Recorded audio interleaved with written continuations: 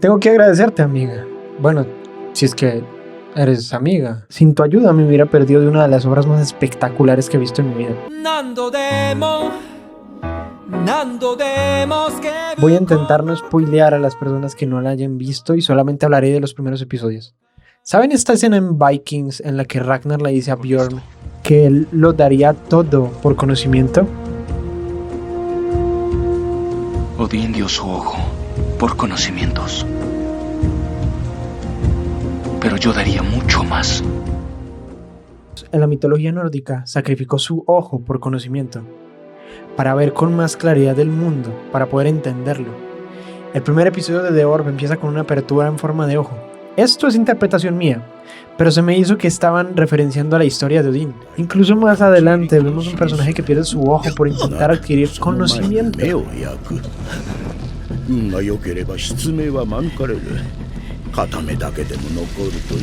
Pero sigamos con la presentación del protagonista y su mundo. Él es un chico aplicado, con un futuro planeado y brillante.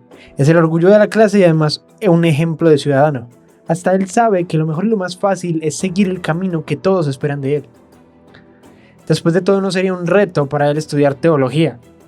En teoría es lo más sencillo al final del día, ¿no? Pero la secuencia sigue con él caminando por calles llenas de ratas, hambre y enfermedad. Él sabe que este mundo es espantoso, fuera de la protección de la iglesia. En la Edad Media, la institución que más poder tenía era la iglesia. La fe siempre fue la mejor forma de mantener fieles y felices a los pueblerinos incultos. Entonces, siempre fue más fácil para un rey gobernar personas estúpidas sin ningún tipo de autocriterio, que no cuestionen y solo sigan. Y de eso se encargaba la iglesia. Las personas nunca aprendían a leer a menos que fueran de una familia noble con dinero. Y las únicas personas que se pueden dedicar a la investigación o al estudio son las personas que ya tienen la vida resuelta, como los monjes o reyes y condes. Imagínate tener una esperanza de vida de 20 años y tener que trabajar como esclavo toda tu vida. Y encima estudiar. Estoy seguro que si le pregunto eso a mi papá me mete un golpe que me encaja la mandíbula.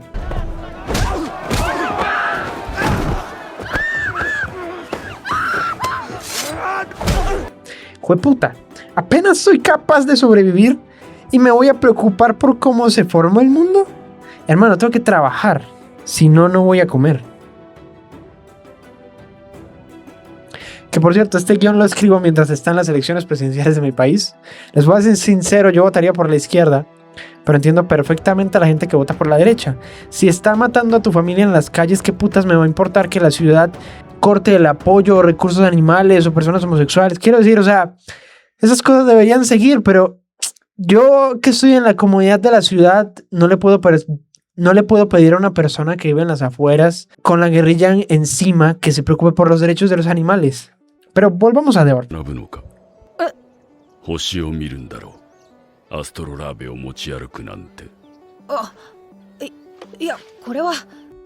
Toda la vida del chico cambia cuando se encuentra con un tipo que le muestra que la iglesia podría estar en lo incorrecto acerca del funcionamiento del universo mismo. La Tierra no es el centro del universo. Solo somos un planeta más. Y ese conocimiento es perseguido por la iglesia. Es como la decisión de Neo en Matrix.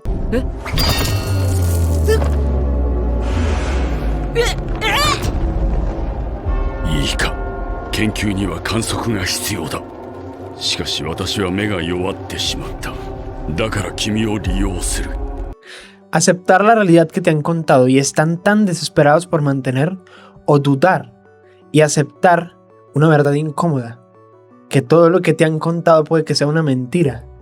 Y en un primer momento, teme de creerle al tipo que le amenazó con matarlo si decía algo, pero el viejo sabía que el chico era lo suficientemente inteligente como para entenderlo.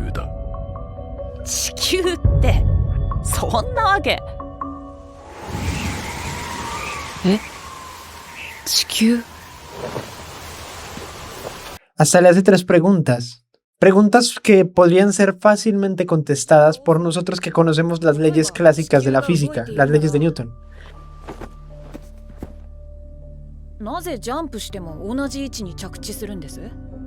Pero creo que todo el mundo se ha dado cuenta en algún punto que no es tan simple. Nosotros ya lo interiorizamos porque hemos crecido con eso. O sea, quiero decir, miren estos tipos. Le costó a la humanidad 2000 años entender que el movimiento se puede predecir con ecuaciones y que la energía se transfiere, pero cuando el chico empieza a intentar entender el universo, si la Tierra no estuviera en el centro, tiene una decisión: tomar la pastilla roja o tomar la pastilla azul. Seguir con su vida tal cual como está y seguir con ese camino que ya tenían prefijado para él, o estudiar una teoría que probablemente no sea real. Pero para ilustrar lo que ve el chico en su cabeza, vamos a ver esta página. Se las estaré dejando en la descripción, ¿ok? Todo el universo depende de perspectivas, o mejor dicho, lo que tú puedes ver puede que no sea lo que esté pasando en realidad. Para la gente en la Edad Media, todo lo que esté alejado de la Tierra era lo que se estaba moviendo, porque así es como se ve desde nuestra perspectiva.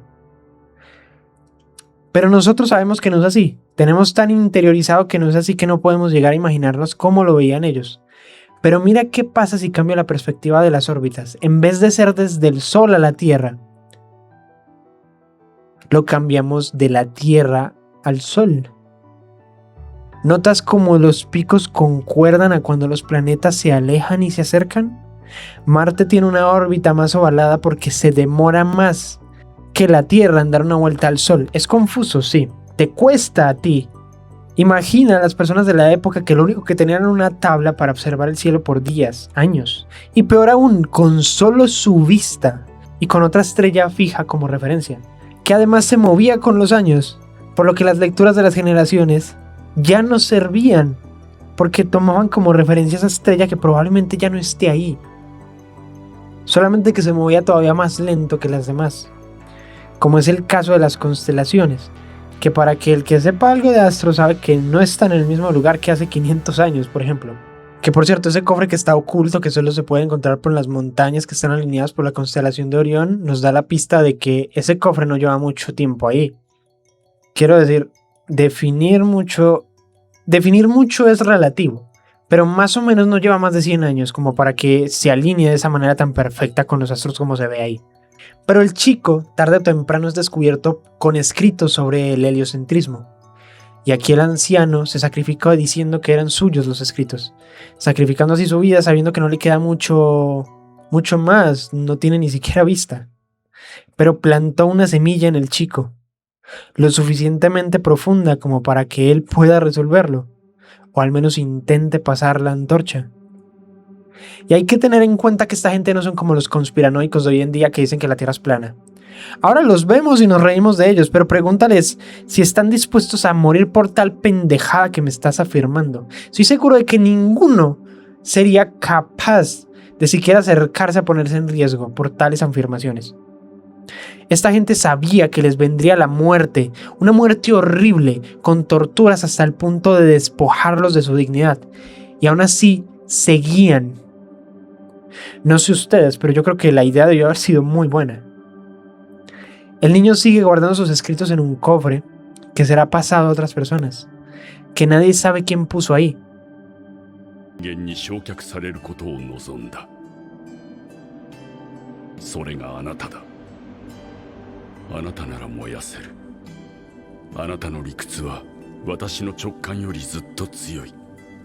Pero solo se sabe que seguirá ahí después de él, y aún así tiene una nota que dice que lo queme todo, y no es capaz.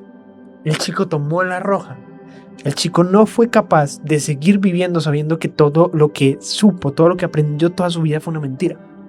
Pero es descubierto por su padre, que sorprendentemente le hace correcciones en los cálculos. El chico se sorprende. Yo me sorprendo.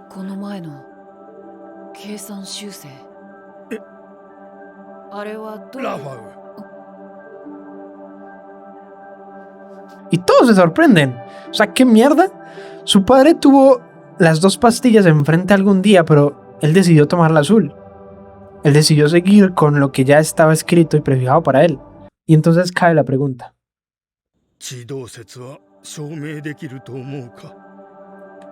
El chico peca de confiar en él y le dice que él sería capaz de demostrar el heliocentrismo. Cree que puede hacerlo cambiar de opinión. Pero lo que no ¿Quieres que entiende le ruegue? es que esa decisión ya fue tomada por su padre hace años atrás. Eres el hombre más inteligente que conozco. Y a la vez el más estúpido. Ya lo decidió hace 10 minutos. Él no tomó la pastilla azul porque no creyera en la teoría o en sus capacidades, sino por su seguridad. もう改心してる。フベルトとは研究の話なんてしていない。 Si tan solo le hubieras mentido. El chico es aprendido porque el padre consiguió un trato. Si el chico deja de estudiar astronomía y se dedica a la teología, será perdonado, pero no podrá seguir con la encomienda de descifrar el funcionamiento del universo. Mucho antes tuvo oportunidades de seguir con su vida y ser la persona que todos querían, o quieren que sea. Ser exitoso en este mundo. Pero ¿vale la pena ser exitoso en un mundo en el que sabes que es mentira? Antes tenía 2 opciones y escogió siempre la pastilla roja. Pero ahora solo tiene una opción clara: la muerte o la pastilla azul. Pero esa decisión ya fue tomada hace mucho tiempo. 頭おかしいぞ。死ぬのか。まあまあじゃないだろ。それにその選択は教えに反してる。 El sacrificio de antes tiene peso. Pero ese señor ya estaba viejo y lo más seguro es que ya hubiera vivido lo que tenía que vivir. Pero Rafael lo tenía todo: tiempo, familia y recursos. Hasta su plano de muerte es poético y religioso. Es como un mesías que se sacrifica. Él no tuvo pupilo, pero puede que alguien más decida seguir con el heliocentrismo. Si ven que un niño que lo tenía todo, lo sacrificó todo, solo por una idea,